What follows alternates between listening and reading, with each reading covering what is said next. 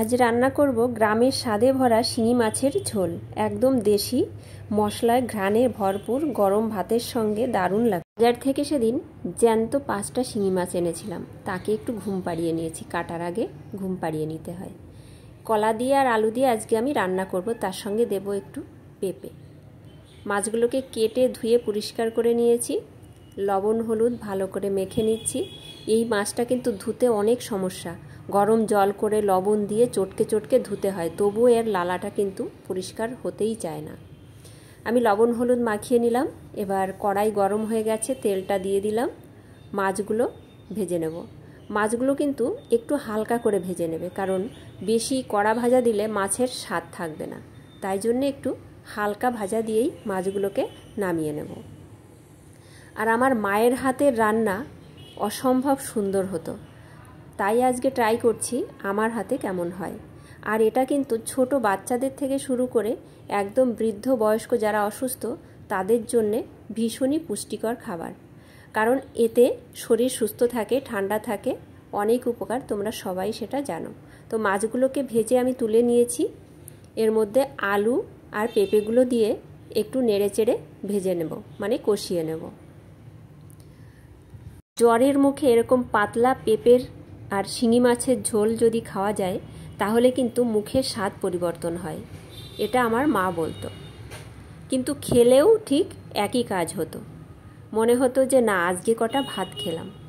ওই জন্যে আমি এই রান্নাটা মাঝে মাঝেই করি আমার বাচ্চাদের জন্যে।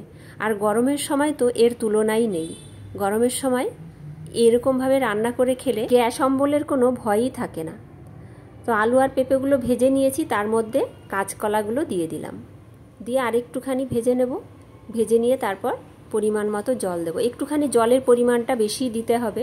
একটু কাঁচা লঙ্কা চেরা দিয়ে দিলাম, কাঁচকলায় জলটা টেনে নেয়। আর যেহেতু পাতলা ঝোল হবে তাই জন্য একটু জল বেশি দিতে হবে। এখানে আমি ওই 1 চামচ মতো হলুদ দিয়ে দিলাম, তার সঙ্গে লবণও দিয়ে দিলাম 1 চামচ।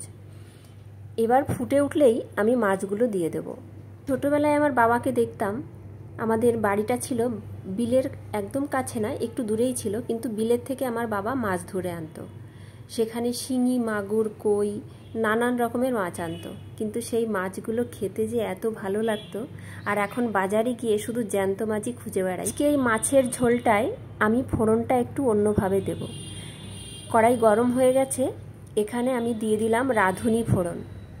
রাঁধুনিটা ফুটে উঠলেই আমি এর মধ্যে দিয়ে দেব কুচিয়ে রাখা কিছুটা পেঁয়াজ, মানে ছোট একটা সাইজের পেঁয়াজ। এরকমভাবে হয়তো অনেকেই তোমরা খাওনি যে পেঁয়াজ সম্বারা দিয়ে আবার শিঙি মাছের ঝোল এইভাবে খায় নাকি, কিন্তু একবার খেয়ে দেখো, ভীষণ ভালো লাগে। আমিও জানতাম না, এটা আমি একদিন হঠাৎ করে ফেলেছিলাম। তারপর থেকে দেখলাম যে না, দারুণ লাগে কিন্তু এই পেঁয়াজ ফোড়ন দিয়ে রান্না করলে। আর এখানে আমি একটু ধনে আর একটু জিরের গুঁড়ো বাড়িতেই আমি গুঁড়ো করেছিলাম, সেটা একটু দিয়ে দিলাম ঘরোয়া পদ্ধতিতে। এবার মাছের ঝোলটা ঢেলে দেব। সত্যি বলছি, এইভাবে তোমরা একবার হলেও বাড়িতে এই ফোড়নটা দিয়েই খেয়ে দেখবে যে কত সুস্বাদু লাগে এই মাছের ঝোলটা খেতে। বেশিরভাগ মাছের ঝোল আমি কিন্তু 1 ফোড়নেই রান্না করি, কিন্তু কাঁচকলা আলুর এই তরকারিটা আমি 2 ফোড়ন দিয়েই রান্না করি, কারণ 2 ফোড়ন দিয়ে রান্না করলে তার স্বাদই কিন্তু অসাধারণ হয়। রান্নাটা কিন্তু আমার কমপ্লিট হয়ে গেছে, এবার নামিয়ে নিলাম। কালারটা দেখে কেমন মনে হচ্ছে? টেস্ট হয়েছে তো? এবার পরিবেশন করি। মুন্নি খেয়ে দেখুক কেমন হয়েছে। একদম দেখো পাতলা ঝোল, এটা ভাত মাখালে ভাতের সঙ্গে শুধু ঝোল ঝোলই মনে হবে। আর মুন্নি তো খেয়ে বলছে মা সত্যি অসাধারণ ভালো হয়েছে খেতে, কারণ এরকম মাছের ঝোল ওরা খুব পছন্দ করে। আজকের ভিডিওটা এখানেই শেষ করছি। তোমরা সবাই ভালো থেকো, সুস্থ থেকো। দেখা হচ্ছে পরের একটা ভিডিওতে। আমার ভিডিওটা অবশ্যই তোমরা একটু লাইক, কমেন্ট, শেয়ার করো আর পাশে থেকো। যারা ইউটিউবে দেখছো তারা সাবস্ক্রাইব করো, আর যারা ফেসবুকে দেখছো তারা একটু ফলো করে দিয়ে আমার পাশে থেকো।